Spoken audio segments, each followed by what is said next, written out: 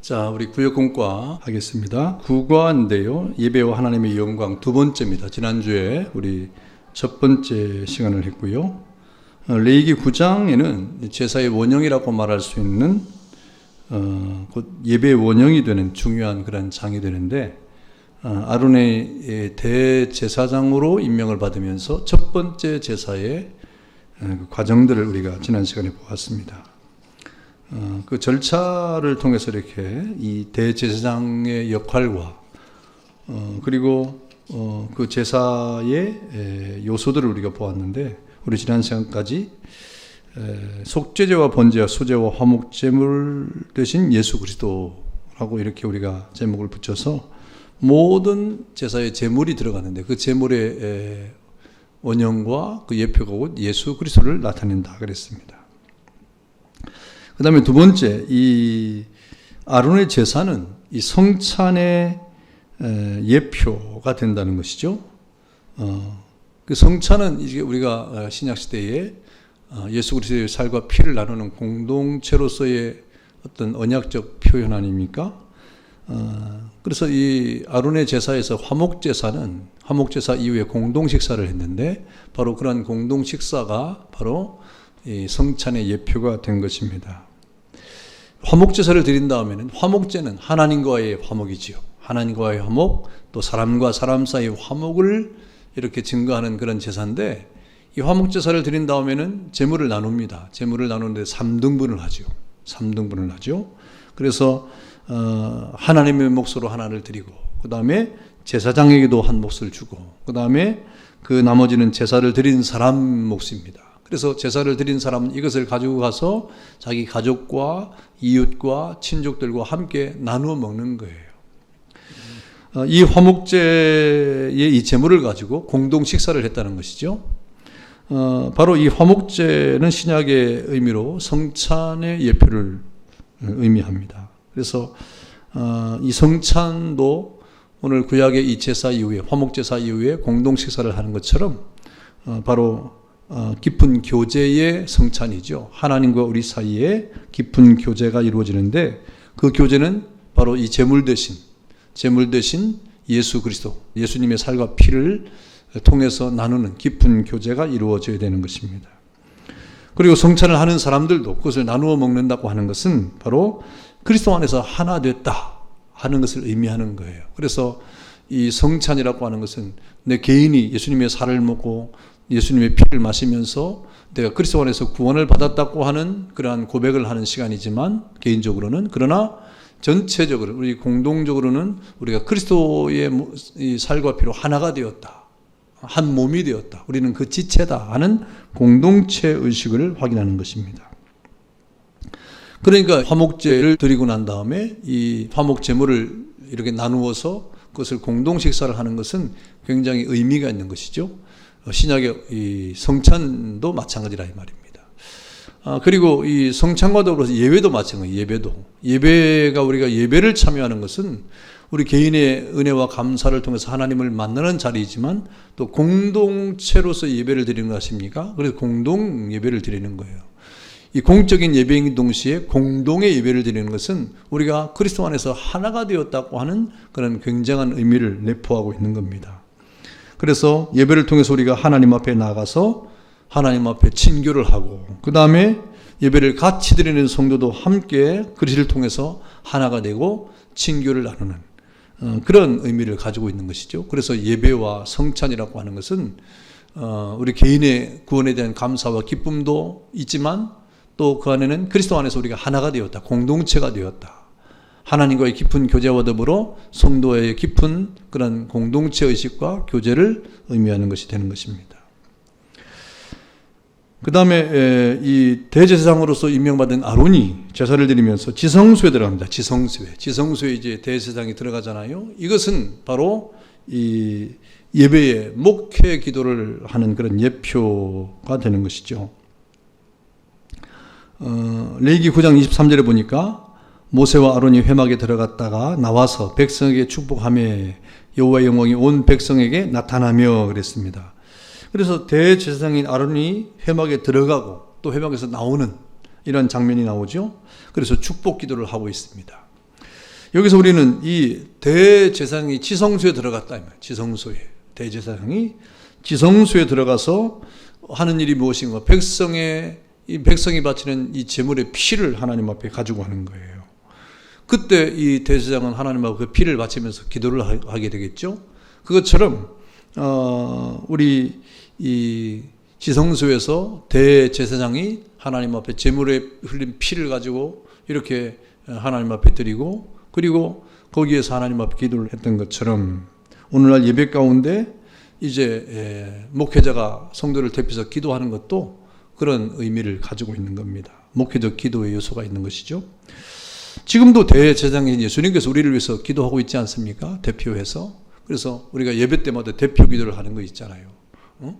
대표 기도를 하는 것은, 이런 대표성을 가지고 있는 것은 이렇게 하나님 앞에 이런 의미를 가지고 있다 하는 것입니다. 그 다음에 대제사장의 축복 기도는 축도에 대한 예표다 그랬어요. 제사를 마치고 회막에서 나온 대제사장 아론이 이제 백성들 앞에서 또 하나님의 이름으로 대신해서 복을 선포합니다. 그래서 23절에 아까 읽은 말씀 가운데 모세와 아론이 회막에 들어갔다가 나와서 백성에게 축복하며 그랬습니다. 축복했다 그랬잖아요. 그래서 이 대제사장이 하는 축복의 내용은 하나님께서 자신의 영광을 비춰주시겠다고 약속하신 내용을 다시금 하나님의 이름으로 선포해 주는 것입니다. 그러니까 대제사장이 하나님을 대신해서 선포해 주는 거예요. 복을 빌어주는 거예요. 그래서 23절에 그렇게 축복하며 여호와의 영광이 온 백성에게 나타났다 그랬습니다. 그래서 이런 이 대제사장의 축복의 기도는 바로 우리가 신약의 예배에 또 목회자의 축도에 대한 예표가 되는 것입니다. 그 다음에 대제사장의 축복 기도에 포함된 말씀의 선포인데요. 이 축복 기도 속에는 하나님께서 우리에게 주시는 복음이 포함되어 있습니다. 기도 안에는. 기도는 그저 자기 생각대로 하는 것이 아니라 거기에 하나님의 말씀이 이렇게 깊이 내재되어 있는 것입니다. 그래서 하나님의 영광, 다시 말하면 복음 내용에 이 하나님께서 복 주시기를 원하신다. 하나님께서 그 얼굴 빛을 비춰주실 것이다. 라고 하는 이런 이 내용들이 다 들어가는 것입니다. 하나님이 은혜와 평강을 주시기를 원하신다 하는 것이죠. 바로 이런 요소, 다시 말하면 이 하나님 앞에서 대제사장이 회막에서 나와서 백성들에게 축복을 선포하는 그 가운데 그 축복의 내용에는 하나님의 말씀의 선포의 요소가 있다는 겁니다. 이것은 오늘 예배 시간에 하나님의 말씀을 선포하는 것과 같은 것이죠. 그래서 이 예배 시간에 우리가 하나님의 말씀을 선포하는 것은 곧 하나님의 축복의 말씀인 거예요. 축복의 선포인 거예요. 그래서 이 하나님 말씀이 선포되어질 때 그 말씀을 믿음으로 받고 순종하는 사람에게는 그야말로 하나님의 축복이 임하게 되는 것입니다. 그 다음에 예배의 응답으로 나타난 하나님의 영광인데, 이 아론과 모세가 제사를 마쳤을 때 어떤 일이 벌어졌습니까? 하나님의 영광이 나타났다. 하나님의 영광, 여호와의 영광이 온 백성에게 나타났다 그랬습니다. 그래서 24절에 보니까 불이 여호와 앞에서 나와 제단 위에 번제물과 기름을 사른지라 온 백성이 이를 보고 소리지르며 엎드렸다 그랬습니다. 이 하나님의 영광이 나타났어요. 여러분, 이 예배의 중대한 목적이 무엇입니까? 이 예배의 중대한 목적이 바로 여호와의 영광입니다. 여호와의 영광, 하나님께 영광이에요. 그러니까 예배를 드리면 그 목적이 나타나야 돼요. 우리가 하나님 앞에 예배를 드리면 여호와의 영광이라고 하는 목적이 나타나야 되는 겁니다. 이 여호와의 영광의 어떤 표현은 불이 나오는 거죠. 제단에 있던 이 여호와의 불이 나와가지고 제단에 있던 번제를 태운 겁니다. 태웠다. 이게 여호와의 영광의 외적인 표현이지요. 여러분, 지금은 여호와의 불이 갑자기 나타나서 제물을 태우는 그런 일이 없죠. 그럼 이것은 무엇입니까? 이것은 여호와의 불이 제단에 있는 제물을 태웠다고 하는 것은 하나님이 그 제사를 기쁘게 받았다는 그런 표현인데, 여러분, 그것은 가시적인 그런 표현으로 우리에게 나타난 것이죠. 불로서 태웠다. 지금 불로서 태우는 게 없잖아요. 그런데 이 불로서 태웠다는 의미는 그런 뭘까요? 바로 하나님이 임재를 말하는데, 그 하나님 임재는 어떻게 나타납니까? 성령 충만으로 나타나는 거예요. 그러니까 예배 중에 하나님의 영광이 나타나는 것은 성령의 임재를 우리가 맛봐야 되는 겁니다. 여러분, 성령의 임재가 무엇입니까? 성령의 임재는 우리 마음을 뜨겁게 합니다. 성령의 임재는 우리 마음을 불타게 하는 겁니다. 그래서 여러분, 사도행전 16장에 보니까 이 루디아가 그 사도 바울이 전하는 하나님의 말씀을 듣고 그 마음에 불이 일어났어요. 청종함이 있었다. 그 말씀을 듣고 믿음이 생겼어요. 다시 말하면 그 말씀대로 믿었다 이 말입니다. 순종했다 이 말입니다. 그 다음에 그 믿음의 결과 바울을 자기 집에 초청하고 그리고 세례를 받고 그 집을 하나님의 교회로 이렇게 공동의 모임을 할 수 있도록 하지 않습니까? 이런 것들이 바로 성령의 임재의 결과 나타난 그런 표현들이죠. 지금 오늘날 우리가 뭐 성령의 이 제단에 여호와의 불이 나타나서 제물을 태우는 것은 그런 현상은 없죠. 제물도 없으니까. 이미 예수님이 우리 제물 되셨고 예수님은 하나님 나라에 올라가셨고 지금은 우리가 예수님을 의지해서 예배를 드리고 있는데 그 예배 가운데 여호와의 불의 임재는 바로 성령의 충만이에요. 그 성령의 충만을 통해서 하나님의 말씀을 우리가 깨닫고 또 그 말씀에 믿음이 생기고 순종하는 그런 일이죠. 그래서 오늘날 하나님께서 자신의 영광을 우리에게 드러내는 방편은 말씀과 성령이에요. 말씀을 통해서 성령의 충만을 받은 이 두 가지입니다. 하나님께서 설교자에게 성경을 풀어주실 때 성령께서 설교자로 하여금 말씀 속에서 하나님을 발견할 수 있도록 하는 것이고 또 그 말씀을 듣는 입장에서의 성도들로 하여금은 그 말씀을 들음으로 성령의 충만함과 깨닫게 하시는 하나님의 은혜가 있게 되는 겁니다. 이것이 이 하나님의 말씀의 선작용이에요. 그러므로 하나님의 말씀을 들을 때는 여러분 여호와의 불이 오늘 제단에 있는 제물을 태웠던 것처럼 성령의 충만한 그런 은혜를 통해서 그 우리의 심령이 뜨거워지고 그리고 그 말씀의 순종을 통해서 하나님 앞에 그 말씀에 대한 믿음이 생겨야 되는 겁니다.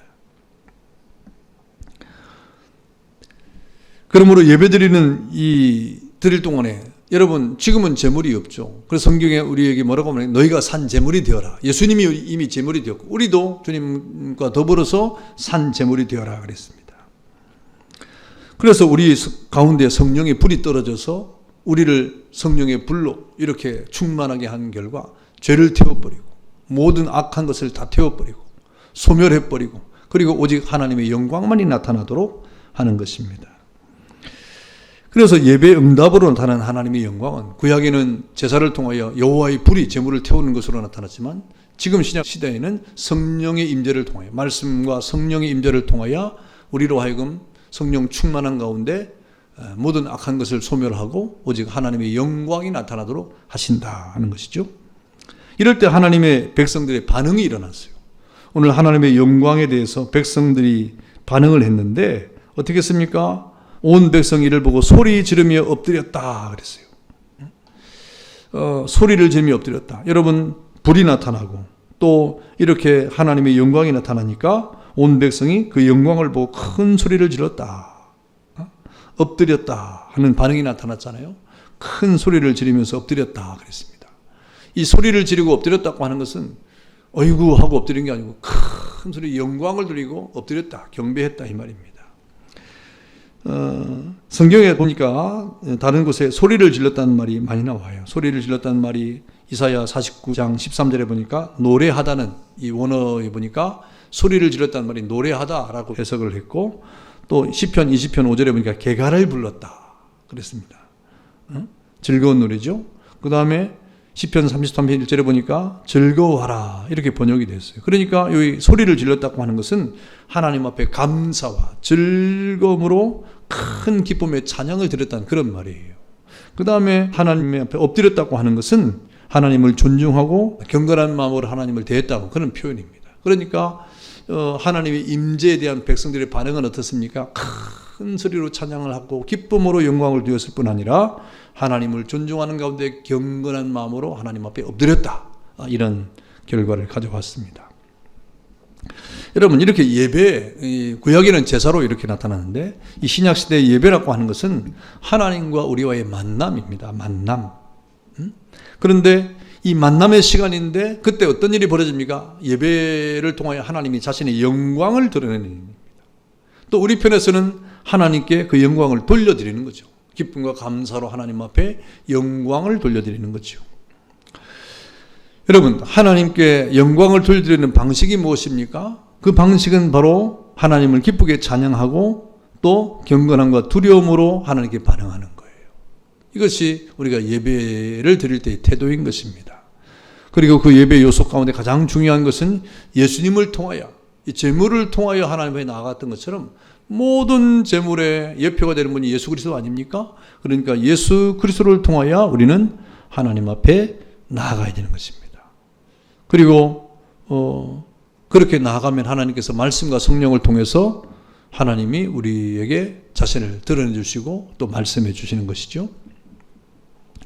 그러므로 우리가 하나님 앞에 예배를 드릴 때 가장 중대한 것은 우리 예수 그리스도를 통하여 하나님께 나가는 거예요. 그러면 하나님 그 예배를 받으시고 응답해 주신다 이 말이에요. 그러면 우리가 반응으로 더 기쁘게 하나님을 찬양하는 그런 일들이 일어나는 것입니다. 그래서 하나님의 만남이 참된 만남이 되고 진정한 만남이 되고 진실한 만남이 되는 것이죠. 이것을 참된 예배라고 우리가 말할 수 있는 겁니다. 그래서 이 레위기 9장을 예배의 원형, 제사의 원형이라고 이렇게 우리가 붙이는 거죠. 그래서 레위기 9장을 통해서 이 참된 예배의 원형을 우리가 잘 기억을 하고 이것을 우리가 잃어버려서는 안 됩니다. 내용 연구 보겠습니다. 아론의 제사를 통해 본 예배의 중요한 요소들에 대한 다음 설명 중 맞는 것은 O, 틀린 것은 X표 하시오 그랬어요. 자, 우리 내용 연구의 1번을 보니까 OX 문제인데요.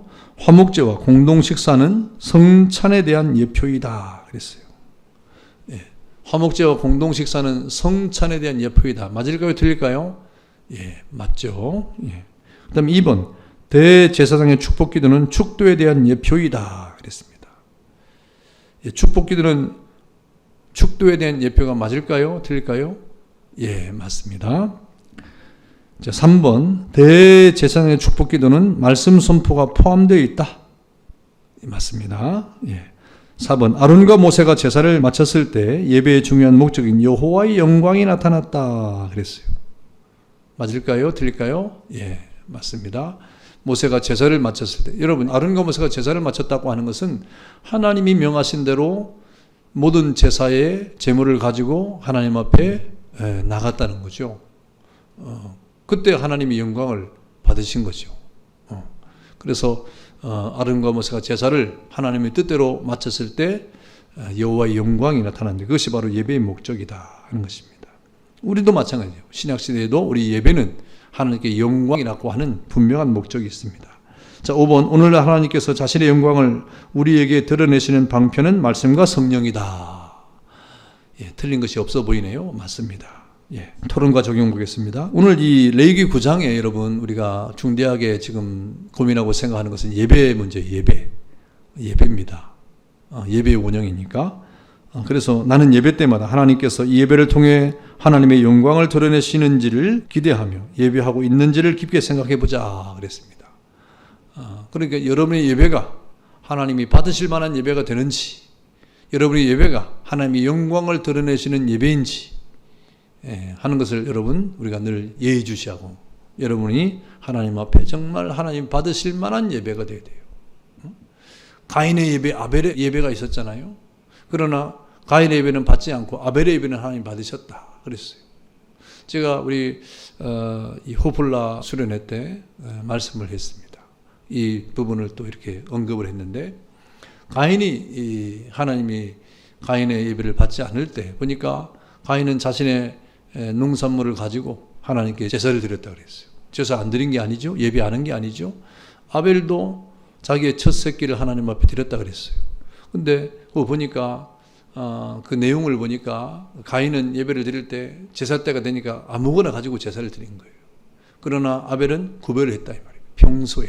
평소에 첫 새끼를 구별했다. 예배에 드릴 제물로 구별하고 하나님께 드릴 것을 구별해 놓고 제사 때가 될 때 그것을 가지고 가장 좋은 것을 가지고 하나님 앞에 예배했다. 그 말이죠. 그러니까 우리 예배가 하나님 앞에 준비되고 예비된 구별된 여러분의 삶을 구별하고 물질을 구별하고 마음을 구별하고 여러분의 모든 것을 구별해서 드릴 때 하나님이 받으신다 이 말입니다. 그런 예배가 되고 있는가를 우리가 이렇게 고민을 해야 될 것입니다.